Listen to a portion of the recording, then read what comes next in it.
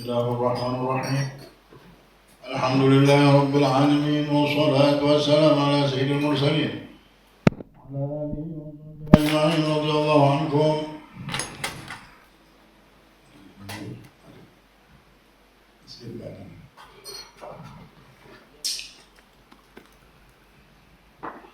Telah berkata Al-Habib Abdullah bin Alwi Al-Haddad di dalam kitabnya Nasaih Diniyah di bab amar ma'ruf dan nahi munkar, hendaknya engkau menyeru kepada kebaikan dan mencegah terhadap kemungkaran, karena hal ini adalah sendi-sendi dalam agama.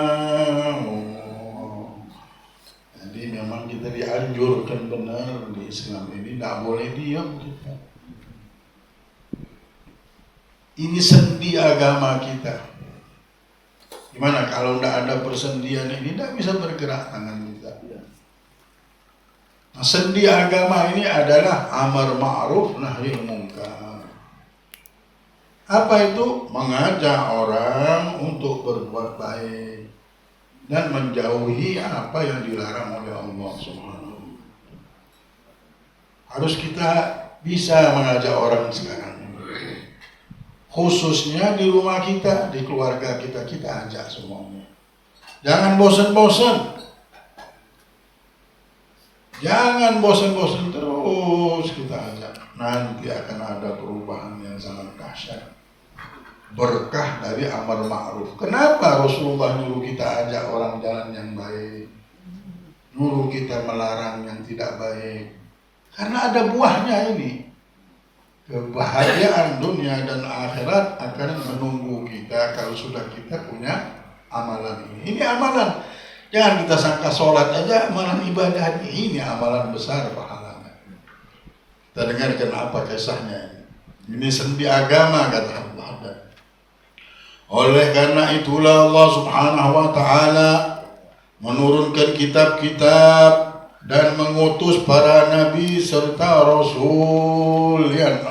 Kejadian dunia ini, turunnya para nabi, turunnya malaikat, turunnya kejadian-kejadian ini supaya muncul ini amar ma'ruf nahi munkar, supaya orang melakukan perintah Allah Subhanahu wa ta'ala.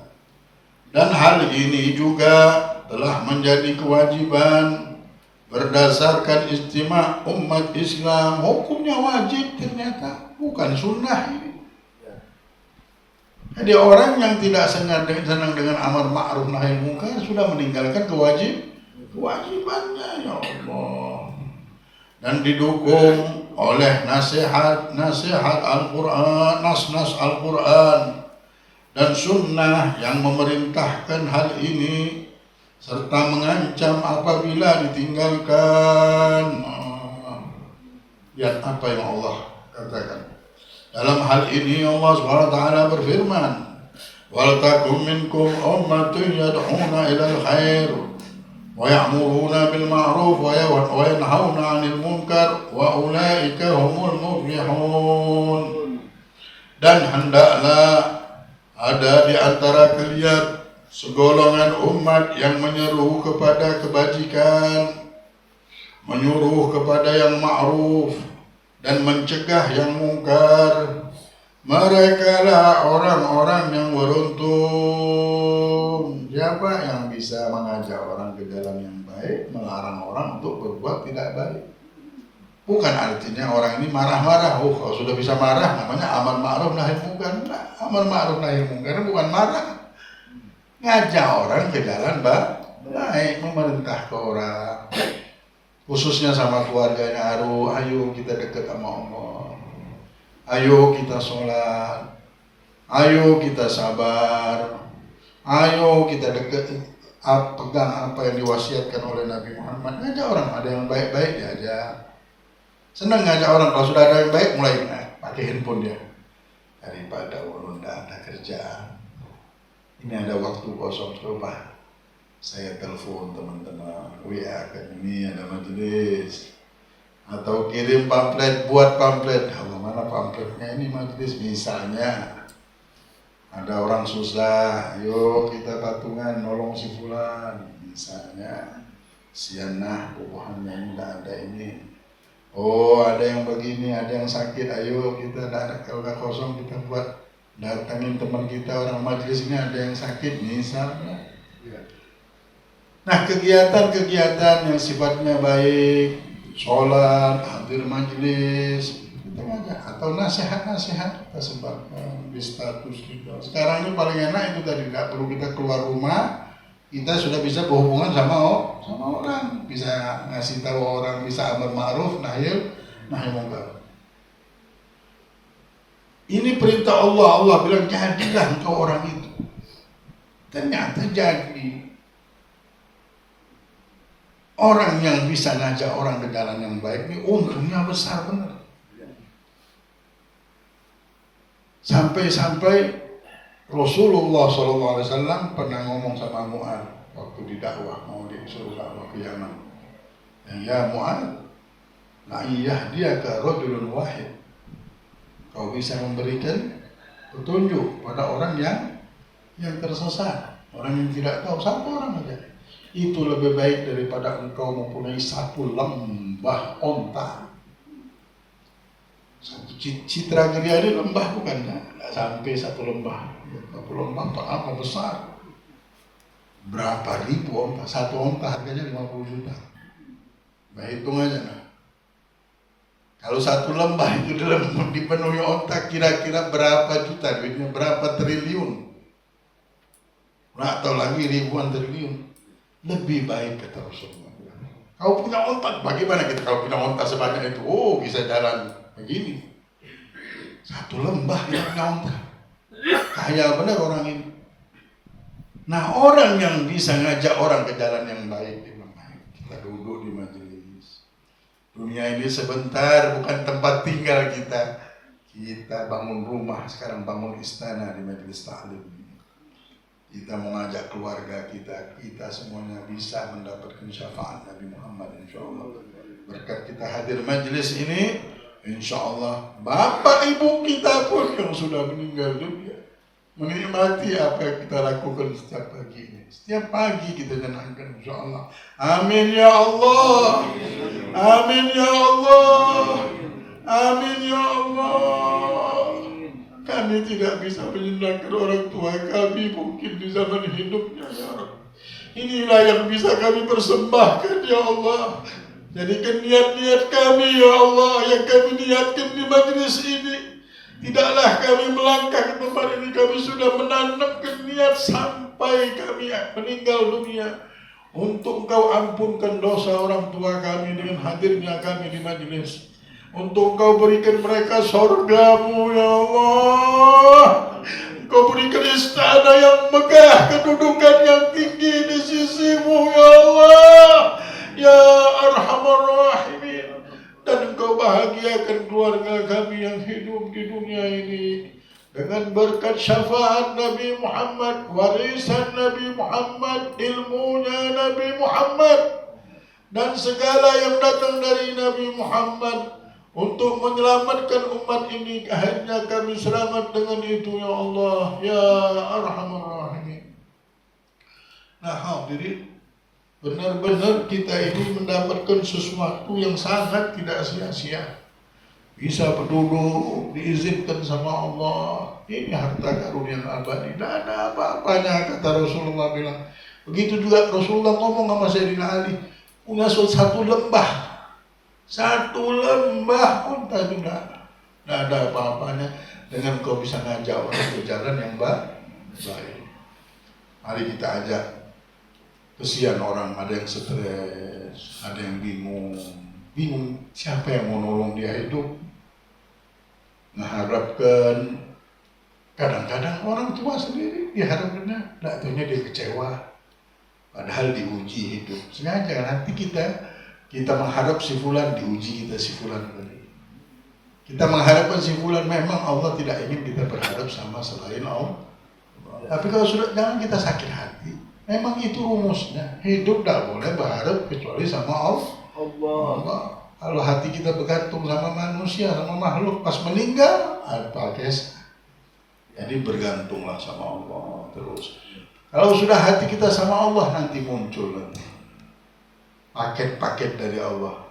Tangan-tangan pertolongan Allah. Kadang-kadang saudara kita, bapak kita, tetangga kita, adik kita, kakak kita, kayaknya jadi baik semuanya. Ada waktunya semuanya itu. Jadi yang penting kita jangan sakit hati sama siapapun. Itu memang yang aturnya juga Allah. Yang salah ini kalau kita tidak bergantung sama Allah. Tidak bergantung. Nah, manusia hidup di dunia ini butuh petunjuk. Siapa yang nunjuk ke jalannya ini? Nah, banyak orang mikir terus akhirnya benci sama saudara, benci sama keluarga. Dia tidak tahu dia hidup diuji nada. Dia tidak tahu bahwasanya sebenarnya saudaranya baik, tapi lagi ada ujian tiba-tiba lewat supaya si hamba ini berpegangan sama Allah. Tapi hati orang yang baik tetap buat hubungan sama keluarga, sama saudara, sama tetangga, walaupun dikecewakan, walaupun kadang ini, walaupun dia berharap akhirnya tidak ada harapannya itu. Karena apa? Karena dia tahu ini memang diuji dalam hidup ini. Siapapun bisa menjadi orang yang akan mengecewakan kita, siapapun dia, mau anak, mau orang tua, mau. Tapi kalau kita mantap berpegangan sama Allah, berubah semuanya nanti itu. Yang jauh malah jadi dekat, yang jauh aja bisa jadi dekat. Tapi prosesnya kadang-kadang ada aja. Itulah kita disuruh belajar berilmu. Jadi ketika ada kejadian-kejadian yang nanti kita sudah punya hati, kita sudah ada cahayanya. Oh, udah mengalah aja. Sabar. Akhirnya kita saja sama istri atau sama suami. Gimana? Kadang-kadang kecewa sama istri, kadang-kadang kecewa sama suami, tapi berjalan waktu baru tahu, ya Allah. Berkat apa? Sabar. Berkat kita megang Nabi Muhammad, baru tahu, ya Allah, si istri akhirnya tahu dengan suaminya. Oh, suamiku ini, Masya Allah. Si suami baru tahu, ya Allah, istriku ini, Masya Allah. Dia sabar, dia ini melayani aku selama ini. Dia mau kurang lebih, dia mau ini. Akhirnya muncullah. Walaupun ada ini, inilah ujian hidup. Semua diuji, tidak ada ya.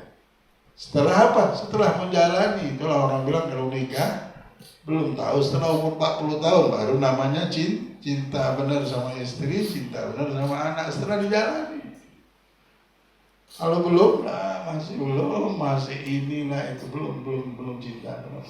Mudah-mudahan kita dapatkan semua petunjuk-petunjuk. Nah, ini manusia banyak hidup tidak ada yang memberi petunjuknya.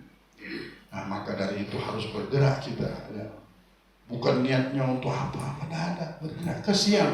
Ketika manusia ini melamun berpikir tidak tahu modal hidup siapa penolongnya. Hidup di dunia, tapi Allah asing di pikirannya. Nabi Muhammad itu asing, seolah-olah hidupnya harus pakai kekuatan hebat, harus begini, harus otaknya main macam-macam. Dia tidak tahu puncak segala-galanya. Solusi ini adalah tergantung rahmat Allah. Nah, sampai ke sana. Malah kalau kita bilang, ayo kita berserah sama Allah, tidak sanggup. Apa yang mau diserahkan dibilang sama Allah? Ulun susah terus begini, bingung dia mikirkan berserah sama Allah. Padahal di dunia yang dimiliki oleh Allah ini binatang saja hidup. Oh, lu udah kambing aja hidup. Nah, kambing hidup. Nah, ini terjadi. Orang seperti orang jatuh cinta berdiri sendiri, duduk sendiri di kursi. Ada orang yang Nabi kenapa Bin? Itu suara saya kayaknya tegang, Nabi berdiri, duduk sendiri, lagi bingung mikirin apa. Padahal punya duit, punya apa, mikirin susah, mikirin bagaimana, mikir masa depan, datang tiba-tiba ketakutan, mikirin masa depan, takut anaknya tidak makan, tidak minum, padahal orang di bawah dia banyak. Ini semuanya gara-gara dia tidak kenal sama Allah. Nah, banyak yang hidup begini, mari kita ajak kenalkan anak istri kita kepada Allah, maka selamat. Itulah orang yang mengajak ini bukan main. Kaya benar, banyak orang tidak punya kekayaan ini, sibuk sama kekayaan mobil, sibuk sama kekayaan tanah, tapi tidak punya apa yang lebih daripada satu lembah onta ini. Hidupnya tidak pernah ngajak orang ke jalan yang baik. Hidupnya tidak pernah melarang orang untuk berbuat tidak baik. Berserahlah. Semuanya dibilang berserahlah. Biar buahnya sendiri yang nyetir dibilang. Nah, ini padahal rumus supaya kita dapat surganya Allah dan masuk surga dengan cepat. Karena modalnya besar, pahalanya besar, bisa buat ongkos di akhirat nanti panjang. Nah, Allah Subhanahu wa Ta'ala mensifatkan orang-orang beriman lebih dari satu tempat dalam kitabnya, yaitu sebagai orang-orang yang memerintahkan pada kebaikan dan melarang kemungkaran. Yang kita tahu nih, yang untung di dunia ini siapa? Orang yang sudah percaya sama Allah. Udah, kalau sudah dia percaya sama Allah, namanya dia sudah selamat semuanya.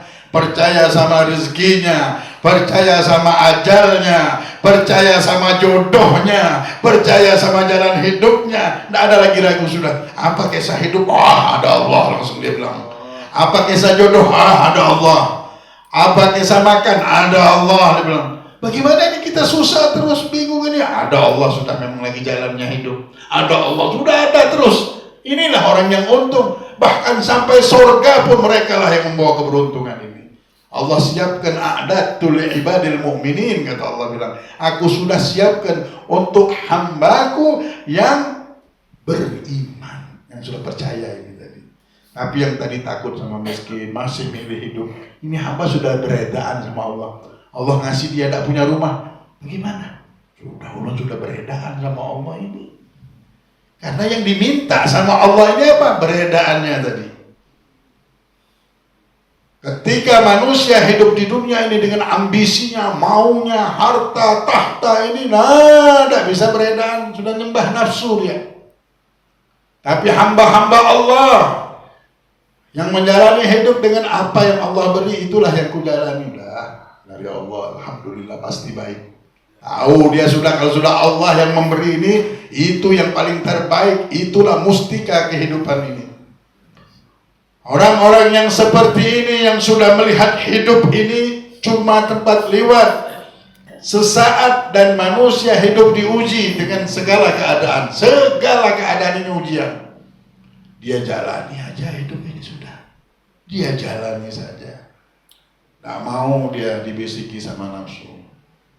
Inilah hamba-hamba yang meninggal dunia, yang Allah panggil, ya ayyatuhan nafsul mutmainnah, wahai jiwa-jiwa yang tenang. Kau sudah tenang, engkau tidak bisa dipengaruhi lagi oleh kehidupan dunia ini. Mau miskin, mau kaya, mau nikmat, mau musibah, di hadapan pandangan matamu sama sudah. Semuanya adalah ujian dari Allah. Kau tahu ini bukan tempat tinggal. Engkau sudah percayakan hidupmu kepada Allah. Engkau sudah menjadi orang yang beriman. Wahai jiwa yang sudah tenang, sekarang pulanglah. Bukan di sini tempat tinggalmu. Ini dunia sebentar. Ada ini cuma 2 detik saja dibandingkan kehidupan yang abadi ini. Kembalilah engkau kepada Tuhanmu dalam keadaan radiyatan mardiyah. Kau sudah ridho dan Allah juga sudah beridha sama engkau. Lalu ada tempat kita. Kalau di dunia ini jangan takut. Istirahatkanlah kita, apa aja kita jalani kok. Apa aja jalani sudah. Jangan takut.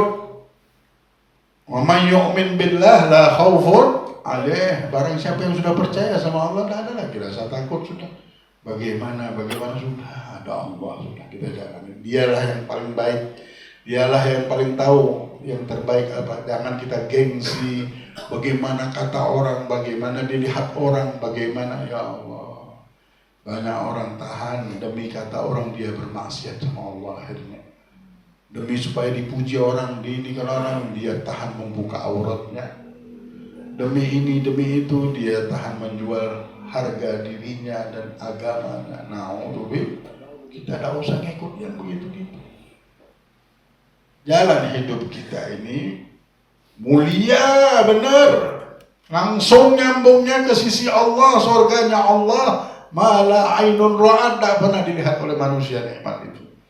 Tak bisa diukur. Harga sapu tangannya aja mahal, harga cambuknya aja. Sama dunia seisinya ini mau beli cambuk untuk mencambuk buntutnya kuda itu, dunia seisinya tidak bisa membeli barang itu. Saking mahalnya barang surga ini. Tak usahkan yang lain. Jadi siapa yang ngasih tahu jalan hidup ini sampai ke sana? Kalau bukan kita-kita. Ajari anak keluarga kita supaya kenal dengan jalan hidup ini, supaya sampai ke sana. Nah, ini nak hidup, jangan kau cerita kaya terus pengen lihat ini. Yang dilihat orang kaya, ini orang kaya, orang punya jabatan, semuanya mau jadi presiden. Semuanya pengen punya duit 1.000 triliun, 2.000 namanya. Mau haram karena dia pikirkan lagi sudah urusan haram nafsu. Lihat dong, ada duit ini, mau juga maling. Lihat itu sudah berpikir mau ikut maling juga. Ya Allah, baru dengar kisah aja. Nyamannya, ya Allah nyamannya.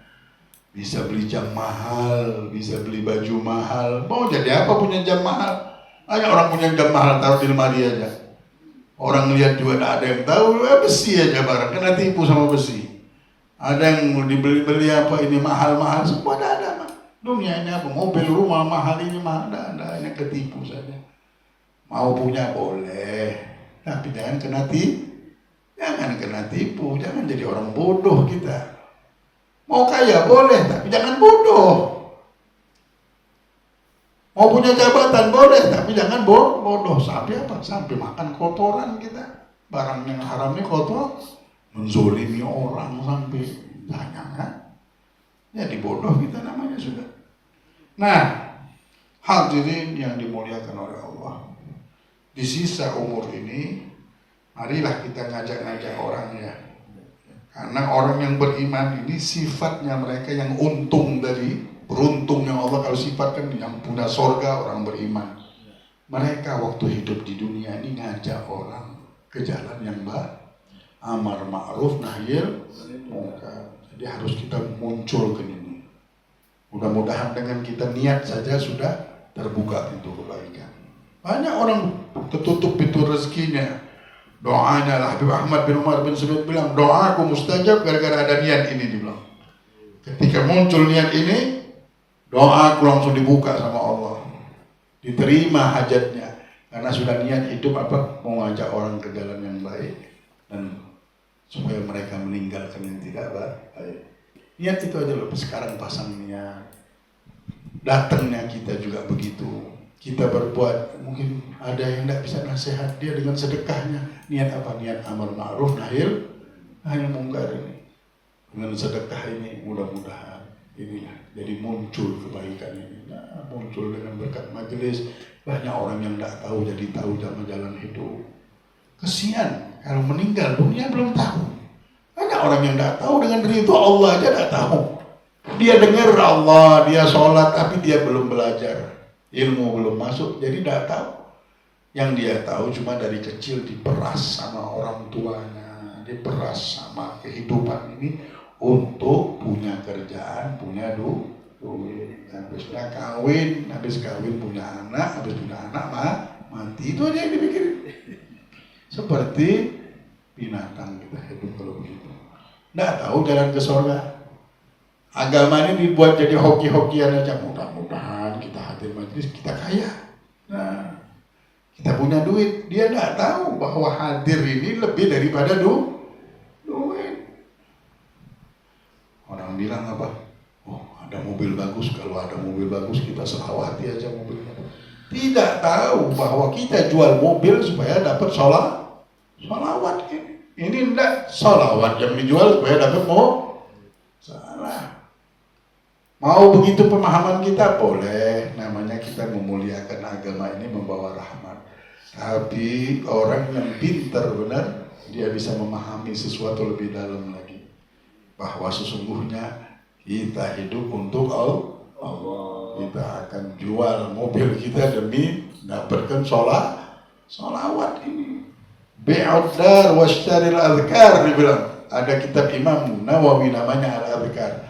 jual rumahmu dan beli kitab Al-Adhkar ini karangan Imam Nawawi. Kalau bisa kita asal ada aja buku ini, beli terjemahannya, namanya Al-Adhkar. Dibilang buku ini kalau ada di dalam rumah berkah insya Allah rumah kita. Saking bermanfaatnya buku ini, ada terjemahannya juga ya. Jual rumahmu, kata orang bilang, dan belilah kitab Imam Nawawi yang namanya Al-Adhkar. Kita taruh, orang Bahari bilang ada Al-Quran, ada kitab Al-Adhkar ini. Jangan sampai tidak ada di rumah kita. Namanya Al-Adhkar karangan Imam Nawawi. Tebal segini bukunya. Nah, tahan orang jual rumahnya demi beli kitab. Nah, orang sekarang mau dijual, sholawat dijual, semua dijual, sholawat demi dapat rumah. Nah, jadi mari kita bersama-sama di tempat ini memunculkan amar ma'ruf nahi mungkar ini, ngajak orang ke jalan yang baik, bukan jalan yang baik. Inilah kebaikan, tidak ada yang lebih baik melebihi kebaikan ini apa? Ngajak orang ke surga, bukan ke mall lagi. Kita diajak makan aja, ke restoran pun diajak makan, bubuhannya ke restoran, senang, pahalanya besar benar juga. Orang senang, ini bukan diajak ke restoran lagi, diajak ke surga. Ya, sudah ada habis pikir, ada orang ngajak ke surga kita tidak mau, ada habis pikir. Ada orang ngajak ke surga dan kita tidak tahu kenikmatan ini dahsyat benar. Oh, mau kemana? Mau ke surga. Ya Allah, rugi benar yang diajak tidak mau ini. Ke surga diajak tidak mau. Ya Allah, insya Allah majlis-majlis kita ini mengajak kita semuanya untuk kita bahagia selama-lamanya, insya Allah. Sabar aja sebentar di dunia ini, ya.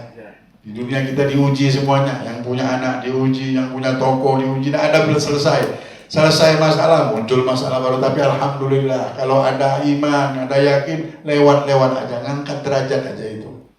Sebentar selesai semuanya. Habisnya ada lagi, ada lagi tantangan lagi, maju lagi. Yang penting jangan mundur. Selama kita udah melangkah maju ini, jangan mundur. Tujuannya kemana? Ke surga, tapi bukan mau cari harta hidup kita. Kita ini berjuang dunia ini untuk mendapatkan kebahagiaan dunia akhir. Dunia kita bahagia, akhirat kita bahagia. Orang yang bersama kita bahagia, insya Allah. Anak istri kita pun ikut bahagia. Orang tua kita yang udah meninggal, yang hidup pun bahagia. Tidak ada yang tidak bahagia, semuanya dapat. Mudah-mudahan Allah terima semuanya ini. Allah kabulkan segala harapan kita. Allah tidak sia-siakan segala harapan kita. Allah tidak mengusir kita di pintu rahmatnya. Allah sayangi kita semuanya. Allah kabulkan hajat kita. Segala hajat kabul ya Allah. Segala hajat kabul ya Allah. Segala hajat kabul ya Allah. Bahkan di atas harapan kami Kau berikan ya Arhamar Rahimin. Sang pemberi harapan, sang pengasih lagi maha penyayang. Sayangi hamba-Mu yang hina dan dina ini, yang lemah, yang dhaif, yang fakir, yang tidak memiliki kekuatan apapun. Ya Allah, dengan rahmat dan anugerah-Mu kabulkanlah hajat kami ya Arhamar Rahimin. Warzuqna sa'adat ad-darain bi mahdhi fadlika wa judika wa karamika ya akramal akramin. Bismillahil Fatihah. Allah